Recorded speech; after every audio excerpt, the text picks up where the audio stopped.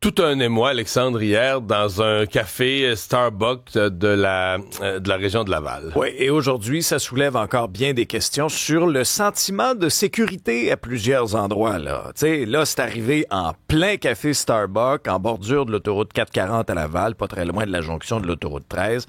Un peu avant 11h hier, il y avait des clients à l'intérieur. Ouais, parce que dans les premières minutes, il y avait la rumeur, est-ce que c'était dans le stationnement? C'est ça. Mais c'est vraiment dedans, mais comme dedans, là, les gens assis autour, les gens au comptoir, on voit les images, ils paniquent totalement, là. Oui, parce qu'on a vu quelques vidéos de caméras de surveillance à l'intérieur du café où là, on voit effectivement là deux tireurs entrer à l'intérieur, se diriger vers le fond du Starbucks, abattre la cible qui était Bobby the Greek, qui est vraiment quelqu'un qui a une longue feuille de route là, dans le monde criminalisé, impliqué dans des crimes d'extorsion, principalement en sol lavallois.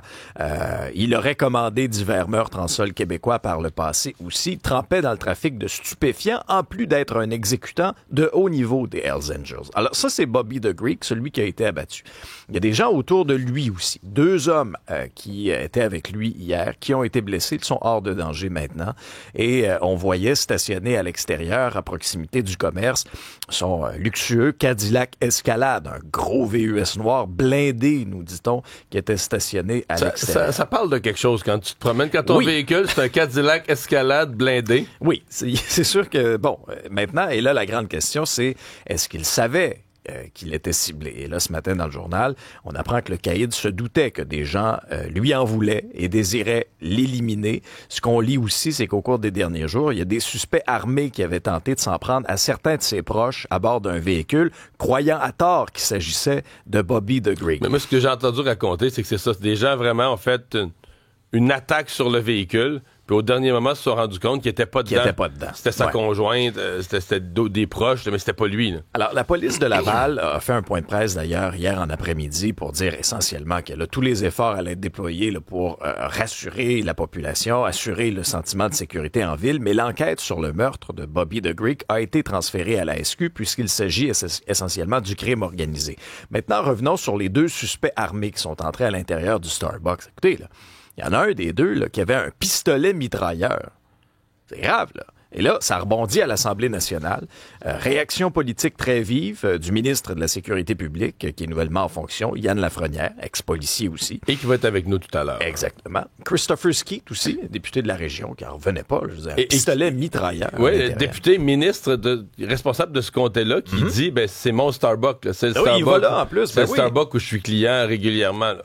Imaginez les gens qui étaient là pendant l'événement, le choc post-traumatique. Non, mais sur les images, parce que les images des caméras de surveillance ont été diffusées. Puis évidemment, là, on coupe pour pas qu'on voit vraiment les coups de feu eux-mêmes. Mais je veux dire, sur les images, on voit la panique, les gens se couchaient en dessous des comptoirs, les gens se garochaient. C'est sûr, t'étais à la table d'à côté, il y a du monde partout. T'es dans un café en plein jour. Et ça aussi, c'est l'autre bout, là. L'espèce de sans-gêne des criminels présentement, totalement. D'agir dans des lieux publics en plein milieu de la journée. Ce que je comprends de ce Starbucks-là, c'est qu'il était comme parfait pour ce genre de geste-là, dans le sens que il est proche des autoroutes, là. Parce que c'est souvent des voies de fuite. Oui, exactement. C'est souvent un lieu public où on va voir que la personne visée a des allées et venues. Il va là régulièrement, on le pogne là. Et tu sais que le temps de réaction des policiers et autres, t'es pas juste dans des petites rues, là, des routes de campagne ou des petites rues résidentielles, t'es déjà sur l'autoroute. Alors là, tu peux être parti vers l'est, vers l'ouest, vers le nord, vers le sud. Fait que déjà, là, t'es pas mal plus difficile à rattraper. L'autre aspect, c'est qu'est-ce que l'espèce de sentiment de peur là, qui s'installe tranquillement dans la population, c'est un autre point, ça aussi, ça pourrait jouer. C'est-à-dire que, oui, puis c'est quelque chose, curieusement, c'est quelque chose que François Legault a visé dans ses 4 priorités, la sécurité. Puis là, il y a vraiment 2 façons de regarder ça. Tu peux dire, regarde, là, ça prouve que Yann Lafrenière, François Legault ont les bonnes priorités. Mais tu peux regarder ça de l'autre côté aussi. Là. Ça prouve que ça va pas bien de ce point de vue-là, puis qu'ils sont mieux d'avoir des actions rapides. Puis... Parce que là, dans les derniers jours, t'as tout Québec, le Blood Family Mafia. Puis là, ça a l'air qu'il y a un groupe qui en est issu aussi violent, mais qui se sont formés un groupe en dehors de Pic-Turmel. T'as des restaurateurs de la Rive-Sud qui ont peur. Il y en a un qui a brûlé des bandits, là, finalement, qui... mettre une menace, là, envoie une lettre pour dire, là, tu vas me payer de l'argent, l'extorsion, la grosse, là, tu vas me payer de l'argent, sinon je mets le feu à ton commerce, et qui le font. Et qui le font même si la police le sait, même si c'est documenté, même si la menace est documentée, elle est dans les journaux, la police dit enquêter, là, ils font pareil. Ils barbent les policiers carrément. Fait que, fait que là, le ministre, on va lui parler tout à l'heure, mais le ministre Lafrenière a énormément de pression pour des résultats. Dossier qui va intéresser bien des gens ce soir à JE. Oui, le cauchemar de certains propriétaires de véhicules électriques qui ont vraiment vécu là, toutes sortes de pannes à répétition, des batteries capricieuses, des bris, des délais de réparation. Moi, j'ai un char neuf qui tient avec des tie wraps présentement. Oui, tu penses-tu que je fais partie de... Je vais être intéressé par le reportage. T'aurais pu peut-être faire un témoignage. Qu'est-ce qui tient avec des tie wraps? La porte en arrière, le haillon arrière. Voyons, c'est neuf. Finis pas, ça va, là, je suis correct. J'étais revenu de bonne humeur ce matin. J'étais arrivé de bonne humeur au bureau, en file, en chaîne. Moi, ça a très bien été. On est ici. Bon. Moi aussi. Quelques témoignages là, qui sont quand même assez marquants, notamment un homme qui avait fait l'acquisition d'une Audi Q4 e-tron, qui est un modèle quand même assez dispendieux. À un moment donné, le tableau de bord de son VUS s'éteint complètement alors qu'il est sur l'autoroute 30. Il est en mois de décembre 2024. Alors, son auto a été immobilisée pendant 7 semaines chez le concessionnaire. Et après ça, il y a eu toutes sortes d'autres problèmes. Un autre propriétaire, lui, c'est un VinFast, un VF8, qui a tout simplement arrêté... Le véhicule vietnamien, là, qui est vietnamien, qui arrivait avec une magnifique réputation, que ça allait être extraordinaire, mais... Alors, lui, très insatisfait, toutes sortes de problèmes, son véhicule a arrêté de fonctionner. Et face à toutes sortes de situations, il y a certaines personnes qui se regroupent pour faire des demandes d'action collective. C'est le cas contre Volkswagen et sa filiale Audi pour les problèmes dont je vous parlais tantôt reliés à la Audi Q4 e-tron. Et là, quand on regarde aussi le nombre de véhicules électriques, il y a 400 000 véhicules électriques au Québec. Le Québec, vraiment, est parmi les leaders là, dans le domaine, dans le marché. Et depuis 2025, uniquement, il y a plus de 55 000 véhicules électriques neufs qui ont été immatriculés au Québec. Alors, est-ce qu'il y a davantage de problèmes ou il y a davantage de véhicules électriques sur les routes? Donc, par la force du nombre et de la probabilité, il y en aura davantage. JE va explorer aussi certaines pistes de solutions. Il faut probablement aussi mettre dans l'équation que on dit, tout véhicule confondu, là, au fil des années, on dit quand tu achètes la première édition, là, un nouveau véhicule, mettons la première année. La première année là, d'un véhicule, t'es plus à risque, qu'il y a des ajustements, des petites affaires qui marchent pas. Alors, les véhicules électriques, ils sont tous quasiment dans des premières années ou l'ont été récemment, là, parce que c'est tous des nouveaux véhicules, des nouveaux modèles qui arrivent. Il y a peut-être ça qui joue aussi, là, mais j'ai hâte de voir ça. Je suis très curieux de voir ce JE ce soir. On reste dans le domaine de l'industrie automobile parce que il y a la nouvelle loi qui entre dans quelques jours, la loi de Simon Jolin Barrette sur la réparabilité de tous nos appareils. Et juste pour compléter mon idée vite faite, là, Antoine Joubert du Guide de l'Auto disait c'est peut-être mieux de louer dans ce contexte-là. C'est ce que tu as fait, Mario, j'espère? Oui, mais c'est pas Antoine, je serais curieux de jaser avec lui. Louis, là, t'es pogné avec un bail. Moi, je changerais demain matin pour m'en débarrasser, mais je suis pris attaché avec un bail menotté. Là, attaché avec des tie wraps en plus. C'est pas drôle. Genre, oui. Maintenant, on va... Oui, non, on j'ai reste... plus de tie wrap, faut que je les garde pour mon char. Faut que je les garde pour mon char. Tes décorations de Noël, tes lumières de Noël puis ton char. Ça va très bien. Deux sujets qui te rendent de bonne humeur.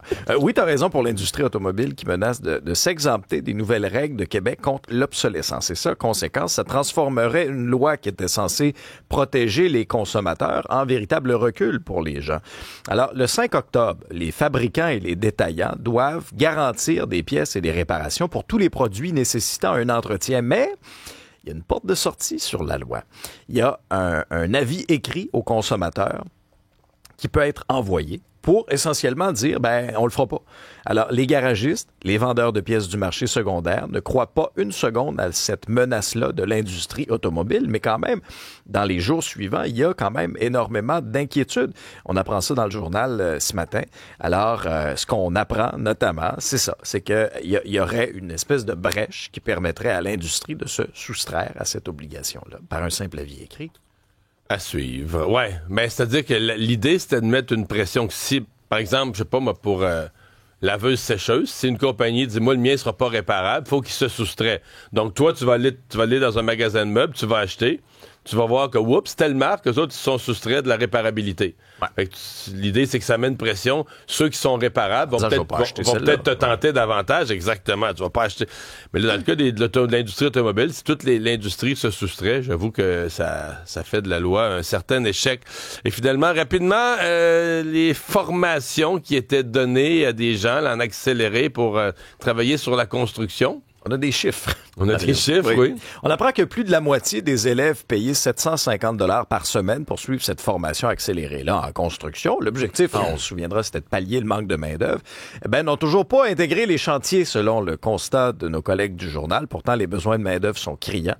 On est en train de faire le bilan là, en ce qui concerne cette offensive de formation en construction. La deuxième phase a pris fin ce printemps-ci et on s'aperçoit, coudonc, est-ce qu'il y aurait, on va y aller sous forme d'hypothèse, est-ce qu'il y aurait des gens qui ont suivi cette formation-là, mais ultimement, c'était pour peut-être acquérir les connaissances pour rénover leur sous-sol. Mais il y en a qui l'ont avoué, là. On sait qu'il y en a quelques-uns, il y en a qui l'ont avoué. Mais en fait, je sais pas c'est quoi l'objectif du gouvernement. Parce que tu lances une formation, même si tu payes les gens pour la suivre, t'auras pas 100%. Il y a des gens qui aimeront pas ça. Tu vas jamais avoir 100% de placement. Est-ce qu'on visait 70%? De 43%. Mais là, en bas de 50%, tu peux pas être satisfait. Impossible que tu sois satisfait en bas de 50%, là. Donc, tu as des attentes peu élevées. Là. Oui. Non, puis à partir du moment où tu payes des gens pour une formation, il faut que tu en aies au moins plus que la moitié, là, qui, je dirais même, idéalement, il faudrait que tu en aies au moins 75-80% qui finissent vraiment dans l'industrie. Décès d'une grande scientifique. Jane Goodall, qui est primatologue, chercheuse britannique, qui est décédée à l'âge de 91 ans de cause naturelle. Celle qui a tout changé, finalement, qui est devenue la pionnière dans la recherche sur le monde animalier, particulièrement les chimpanzés. Elle a commencé, elle, dans les années 50-60 avec Louis Leakey. Au départ, elle était secrétaire, elle n'avait pas de formation, mais elle était tellement passionnée qu'elle a commencé à s'intéresser. Elle adorait la Tanzanie, le Kenya. Puis à un moment donné, dans les années 60, elle a obtenu son doctorat, mais lui, ce qu'il trouvait, c'est qu'elle avait l'esprit libre. Elle n'était pas pris dans la théorie. Complètement ouvert. Exactement. Puis là, elle est une de celles qui a démontré là, dans l'intelligence, on peut l'appeler comme ça, là, du chimpanzé, mais la capacité d'utiliser des outils. Moi, je m'intéresse énormément là, à tout ce qui touche les primates puis tout ça. Puis c'est vraiment une grande référence sur la compréhension de tout ce qu'ils peuvent faire, parce que c'est tout le lien entre l'homme et l'humain, l'humain et le singe. Là. C'est ça, toute la traite. Il y a des choses, évidemment, là, on est loin de l'humain, là, mais c'est quand même impressionnant ce que le chimpanzé peut comprendre, déduire, utiliser un outil. Il y a les chimpanzés qui utilisaient, entre autres, des outils pour éliminer les termites. Il y en a même qui n'étaient pas nécessairement végétariens, mais qui allaient tuer des cochons sauvages pour se nourrir. Il y avait Darwin, dans le temps, qui avait fait un lien entre les hommes et les singes, mais elle a comme poussé cette recherche-là plus loin.